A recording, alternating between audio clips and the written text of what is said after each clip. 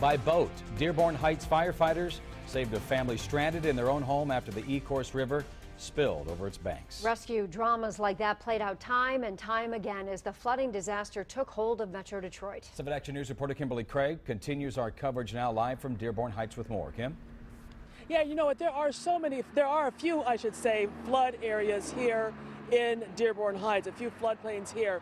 But I mean, your heart just goes out for so many people here who either can't get out of their homes or they can't get the water out of their homes. Take a look behind me here. We're actually along Warren Avenue here, just west of Beach Daily in Dearborn Heights. It was impassable, seriously, just about an hour ago. Thankfully, the water here is receded, but that's just here. Itching to go to work and never made it. Flooded streets have left a lot of people living in Dearborn Heights stuck in their homes, and cars are still stuck in the middle of the streets. And some who were stranded last night are just now being able to get pushed out. I was visiting a friend and the rain came. A lot of people have been getting stuck down here? Oh yeah, the cars are completely submerged. Just trying to help out with as much as we can. Tell me about the yellow tape down there. Well, last night while it was raining, bunch of people, they're being stupid. Oh, I got a big truck. Oh, I can make it through this. They don't realize that when they're going through these streets, they're creating huge waves, and it's knocking all the water into people's houses. Dearborn Heights firefighters had to rescue a couple that couldn't drive out of their home or walk out to safety.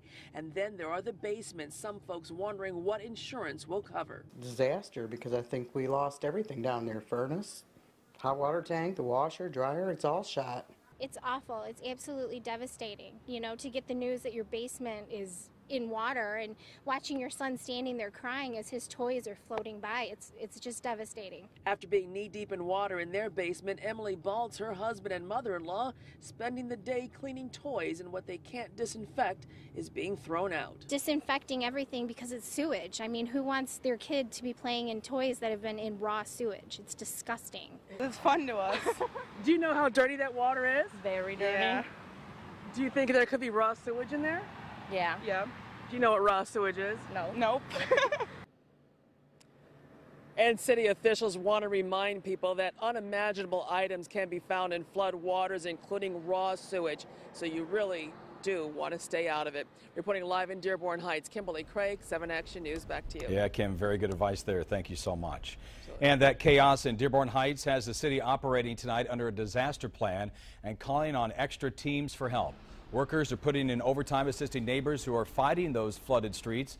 Mayor says the city has lost 3 police cars, 1 fire truck that simply clunked out in the water.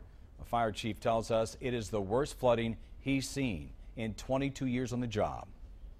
We have the Western Wayne County USAR team along with Detroit Metro Airport. They have water rescue teams that are available to us. For anybody who needs to evacuate their home, and we are prepared to assist them.